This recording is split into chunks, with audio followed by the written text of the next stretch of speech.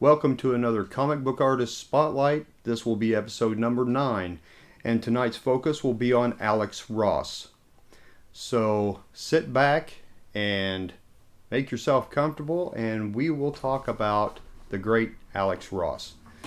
I did find a lot of information about Alex Ross, so let's get started. Alex Ross, his full name being Nelson Alexander Ross, was born January the 22nd, 1970. So he's about 6 years younger than me. He's not even in his 50s yet. He's almost there, though. He is an American comic book writer and artist, known primarily for his painting interiors, covers, and design work. He first became known with the 1994 miniseries Marvels, which was a book where he done some illustrations of many of the different characters. He actually started working with art when he was about 3 years old. He would actually draw commercials from memory when he was 3. And around the time he became 13 years old, he was creating his own comic books for himself.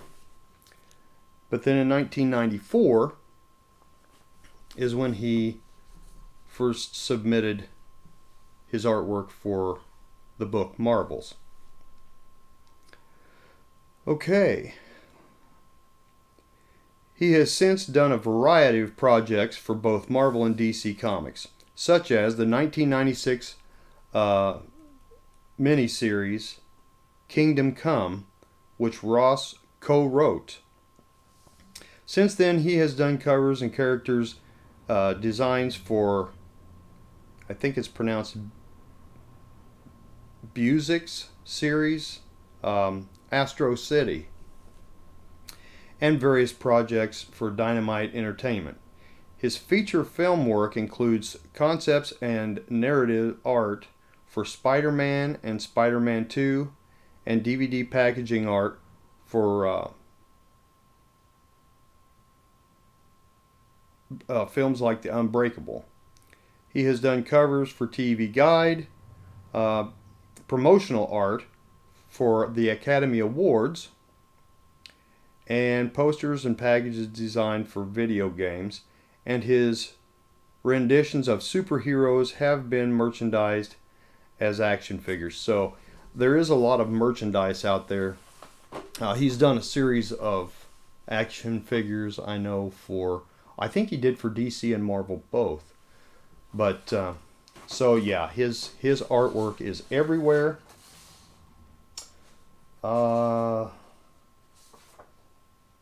Some of the people who influenced him in the comic book art realm would be people like Jack Kirby, Steve Ditko, John Romita, Neil Adams, and George Perez. And there was something in here. Oh, here it is.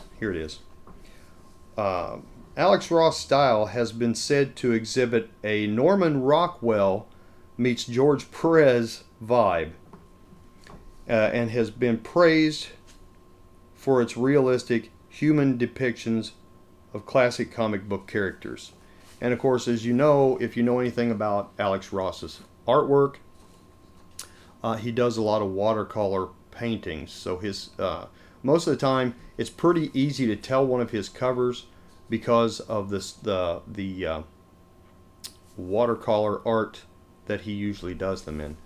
And I do have a few examples for you here tonight. And but he is still doing comic book art. But I just wanted to go over. This guy has got a ton of awards, and I want to kind of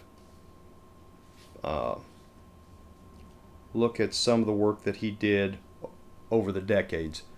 So, for instance, in the 1990s, after graduating, Ross took a job at an advertising agency as a storyboard artist. Ross' first published comic book work was the 1990 5-issue miniseries Terminator: The Burning Earth, written by Ron Fortier and published by Now Comics. I don't believe I've ever seen that. His first work for Marvel Comics was to have been printed in the science fiction anthology series Open Space number 5, but the title was canceled with issue number 4. Let's see. Let's see about what happened in the 2000s. I'm trying to keep my paperwork together so that it's not out of sequence. Let's see, in the early 2000s, with writer Jim Krueger, Ross plotted and designed characters for a trilogy of Marvel limited series, Earth X, Universe X, and Paradise X, which combined dozens of Marvel characters from various time periods. So, a lot of the different comic books that he's done a lot of Batman comics. He's done some Justice League. He's done Spider-Man. Matter of fact, let me get to that page.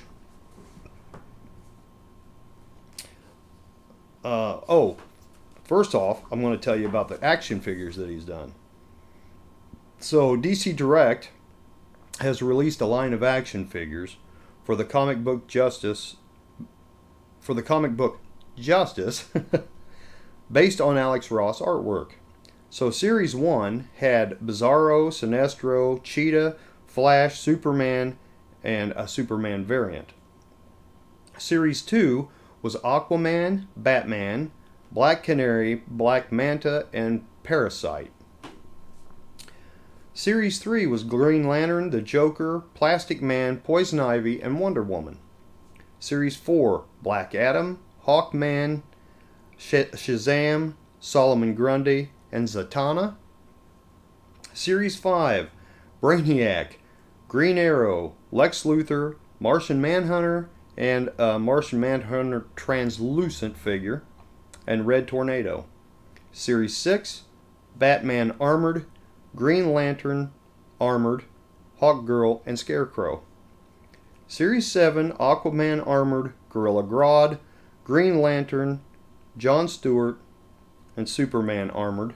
And in Series 8, Batgirl, Captain Cold, Supergirl, and Toyman. Now, for awards, he's been getting awards since the 90s. So I may not read all of them because they are a ton of them. So let's start off with the National Cartoonist Society, 1998. For the comic book Reuben Award for Superman Peace on Earth.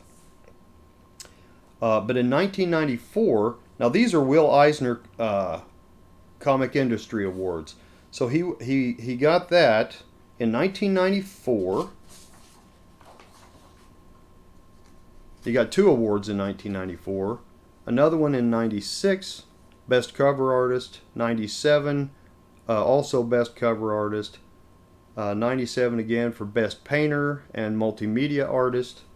98, Best Cover Artist. 98, Best Painter and Multimedia Artist. 99, Best Painter and Multimedia Artist. 2000, Best Cover Artist again.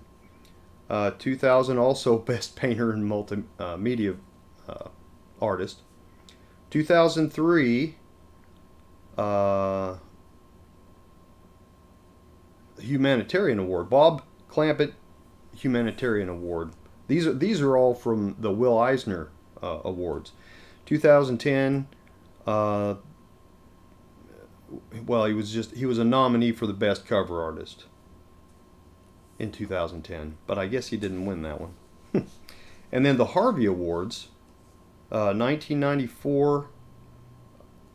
I'm not going to go through and read exactly what they were, but he got the Harvey Awards, 1994, 1997, 1996, oh, two in 97, 1998, 1999,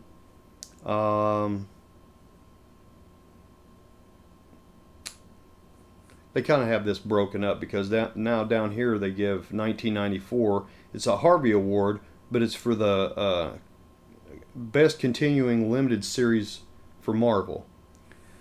And then 95, single issue of story, Marvel number 4.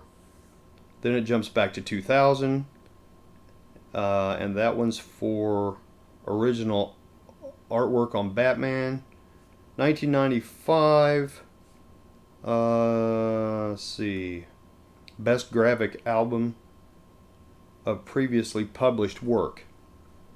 1994, again, back in 1994, the Harvey Awards, Special Award for Excellence in Presentation. Okay, so I mean, he's got a ton of awards. So anyway, as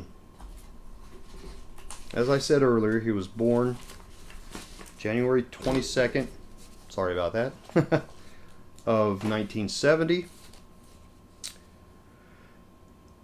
And I'm trying to remember, I forget where he lived, but he ended up moving to Texas. I know I've got that on here, but I just got to find it.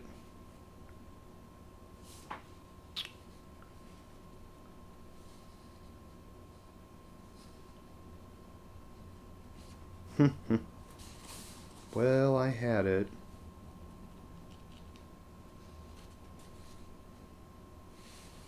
And now I don't see it. He was born in Portland, Oregon, but then they moved to Texas. But I don't remember what city in Texas that he moved to. Ah, Lubbock, Texas. All right, so I did find it. So he was born in Portland, Oregon, and raised in Lubbock, Texas. Okay. Now for the books. I have a few out here. I've probably got 8 or 10 books out here to show you, and they are basically DC and Marvel. So these are fairly recent ones. I thought that might help some people that have recently started collecting comic books. And this is a very popular one, The Amazing Spider-Man 796. Let's get over here where you can see that.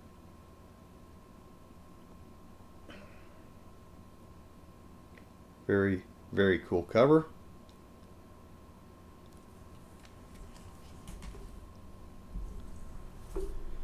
Amazing Spider-Man 797.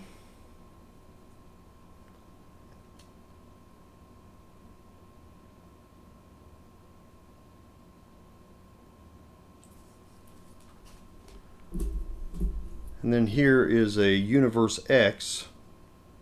What number is this? I don't see a number on it. But anyway, Universe X. This is a wraparound cover. I think I showed this one to you, I don't know, maybe a month or two ago, because I just picked it up recently. Alright. There.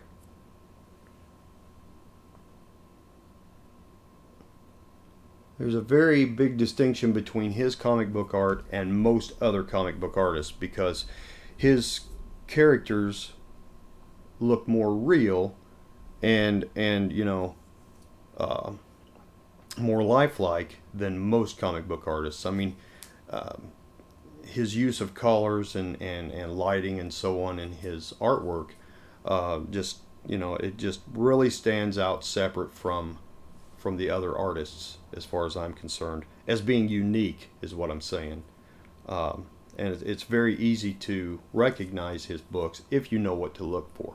But like I said, showing you a few of these books should really help you out if you're out in the wild and you're trying to find comic books and you're looking for Alex Ross. This should help you out a lot. You'll notice in a lot of the Batman books, and I don't have a lot of Batman books, but I do have some.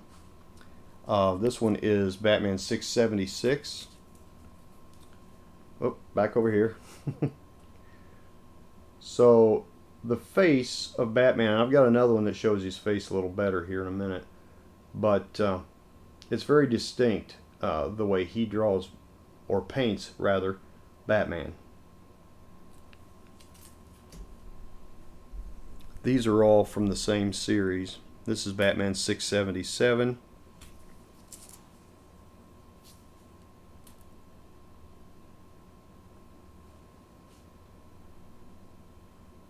But the way he draws Batman is very distinct.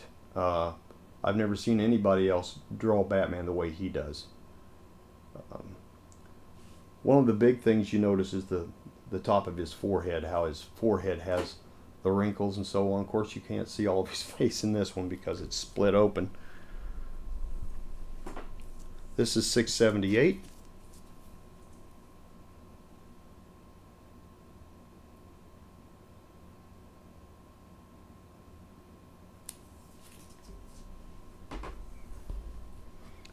$679, and 679, the face in this one is very, very distinct and very recognizable as being Alex Ross.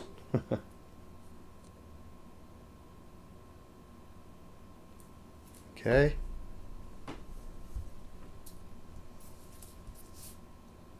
$680. Get the glare off.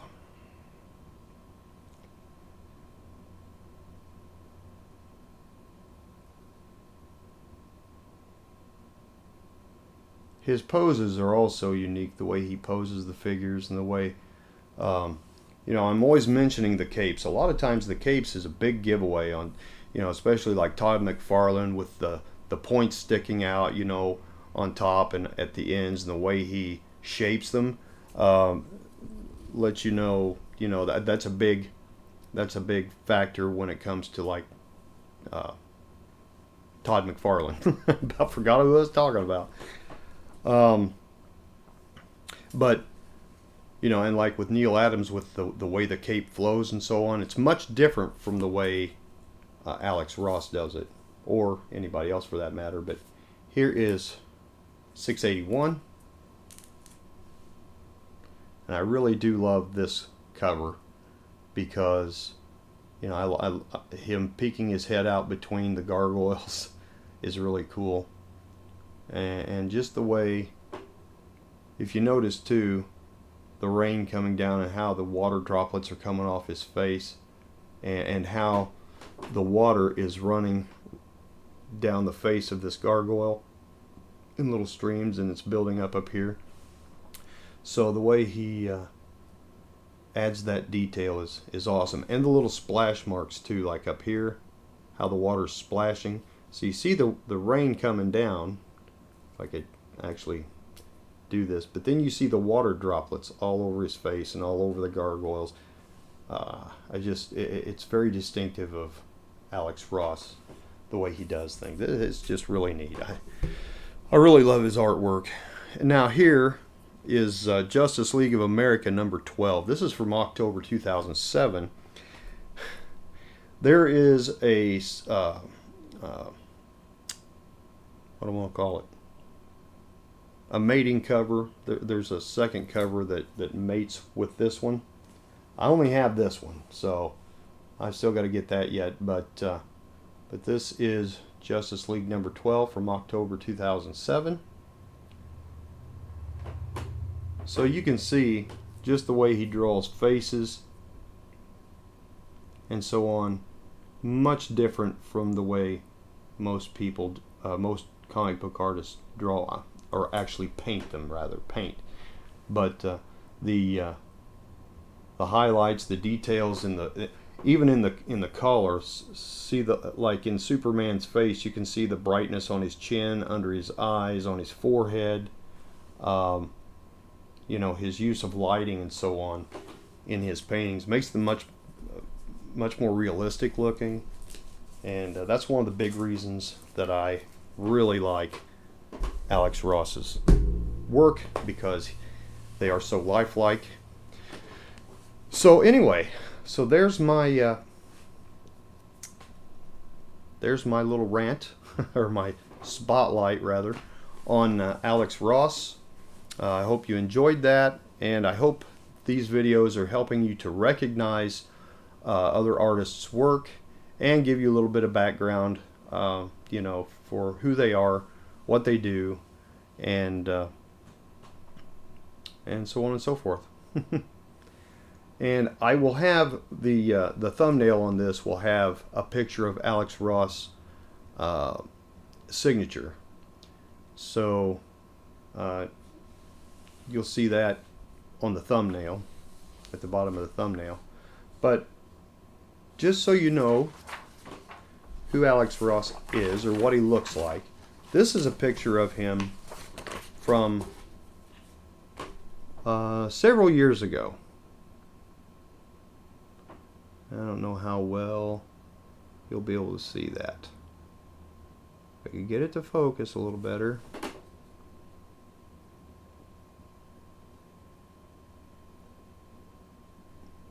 Okay, well anyway, so there's that picture. And here's another one.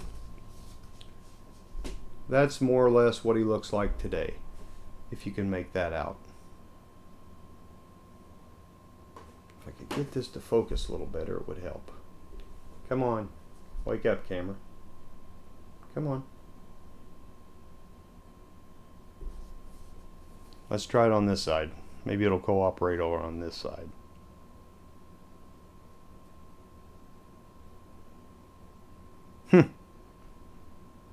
No cooperation. Well, I think it's trying, but there, that's a little better. So anyway, that's what Alex Ross looks like today. I don't know exactly when that picture was taken, but I know it's fairly recent. So anyway, that's all I have for tonight for Alex Ross. If you have any comments or any further information you would like to leave in the comments below, please do. I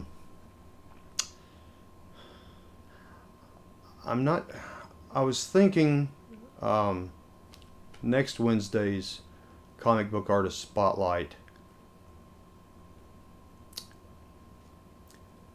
Who was I thinking about doing? Oh, I may go ahead and do one on Bob Kane.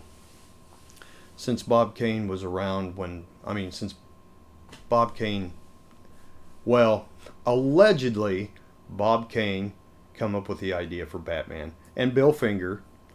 So, you know, I know there's a big controversy about who actually come up with the idea for Batman. And I won't go into all that.